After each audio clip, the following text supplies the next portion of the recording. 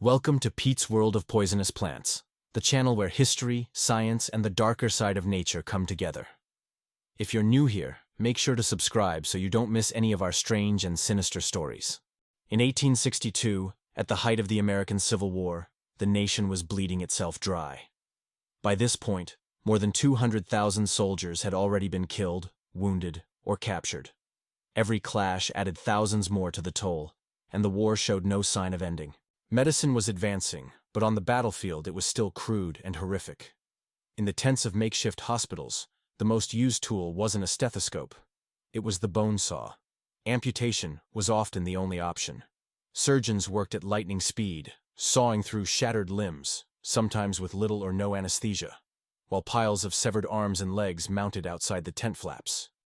It was a war where fever, infection, and sepsis killed more men than bullets. And yet, in this world of mud, blood, and suffering, a strange phenomenon spread among the dying. Something so bizarre that soldiers remembered it for the rest of their lives. Because in the darkness of the battlefield, some of their wounds began to glow. Yes, glowing. And here's the unbelievable part. The men with glowing wounds were more likely to survive. They called it the Angel's Glow.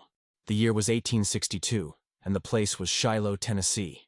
For 2 days, Union and Confederate armies clashed in one of the bloodiest battles in American history. Rifled muskets and cannon fire tore through the woods. By the end, more than 23,000 men were dead, wounded, or missing. Among the leaders were Union commanders Generals Ulysses S. Grant and William Tecumseh Sherman, and Confederate General Albert Sidney Johnston, who was killed that day. When the smoke cleared, the battlefield was hell itself. Rifles, drums, and shattered wagons lay scattered among broken bodies. The wounded crawled through mud streaked with blood. Surgeons worked frantically in tents, their aprons soaked red. But thousands of men were left lying in the cold rain, waiting for help that never came. And then came the miracle. In the darkness, some soldiers saw their wounds glowing with a faint, ghostly blue-green light. Imagine staring at your arm, torn open by a Minié ball, and seeing it shimmer in the night like a lantern under your skin. Even more remarkable, according to the accounts, soldiers with glowing wounds seemed less likely to die from infection. Their injuries healed cleaner. In a war where disease and rot killed countless men, this was astonishing. Union and Confederate alike shared in the strange light. The Angel's Glow didn't care about uniforms. It didn't choose sides. For decades, the story spread. Some said it was God's mercy. Others thought it was spirits of the fallen. To many, it was nothing less than a miracle. But nearly 140 years later, 2 American teenagers uncovered a very different explanation.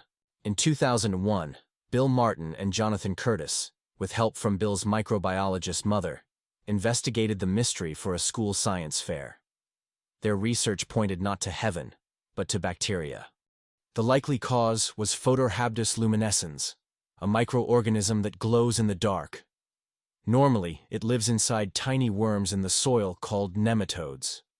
These worms invade insects, release the bacteria, and together they kill the host. While doing this, the bacteria glow faintly, and they also release natural antibiotics that wipe out rival microbes. But here's the puzzle. Photohabdus luminescens can't survive in normal human body temperature. So how did it appear in soldiers' wounds? The answer may lie in the freezing, wet conditions at Shiloh. Many wounded soldiers were soaked, shivering, and hypothermic. Their body temperatures dropped just enough for the bacteria to survive. Carried into their wounds by soil and worms, the microbes took hold, glowing as they killed off deadly infections. This could explain why men with glowing wounds healed better. According to the theory, the Angel's Glow was a sign that microscopic allies were at work. Bacteria acting like natural antibiotics in the middle of war. To the soldiers of 1862, it was a miracle. To us, it's science. Though historians note the survival advantage is still a hypothesis, not proven fact. But the pieces of the puzzle, the mud, the cold, the hypothermia, the glowing bacteria, all fit. Think about it. On the same battlefield where Grant and Sherman rose to fame, and Johnston fell in glory, survival sometimes came not from generals or surgeons, but from glowing microbes hidden in the soil. The Angel's Glow did not care whether a soldier wore blue or gray. In America's darkest hour, it touched both sides, showing that sometimes the strangest forces of nature can show mercy. So yes, the angel's glow was real.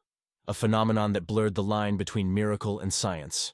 A light in the darkness of war, and one of the most astonishing survival stories in American history. If you enjoyed this dive into one of the Civil War's strangest mysteries, don't forget to like this video, subscribe to Pete's World of Poisonous Plants, and ring the bell so you don't miss more gripping stories from history, science, and the deadly, yet sometimes life-saving, world of nature.